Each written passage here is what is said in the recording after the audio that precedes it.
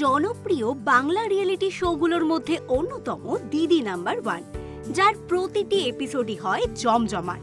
Celeb থেকে শুরু করে সাধারণ মানুষ সকলের জীবনের গল্প তুলে ধরে এই মঞ্চ। সম্প্রতি দিদি নাম্বার 1-এ এসেছিলেন কার কাছে কই মনের কথা ধারাবাহিকের প্রিয়া অর্থাৎ অভিনেত্রী বর্ণিনী। ধারাবাহিকে তিনি শিমুলের জীবন নষ্ট করতে চাইছেন।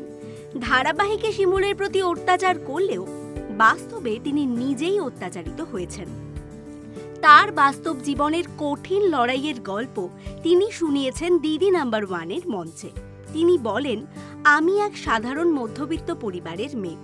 ছোটবেলা থেকে নাচ শিখেছি, মাস্টার ডিগ্রি কমপ্লিট করেছি, ক্লাসিক্যাল গান শিখেছি, মায়ের কাছে আবৃত্তি শিখেছি, ডান্স বাংলা ডান্সে ব্যাকআপ ডান্সার হিসেবে কাজ করেছি, সারেগামাপাতে ব্যাকআপ করেছি।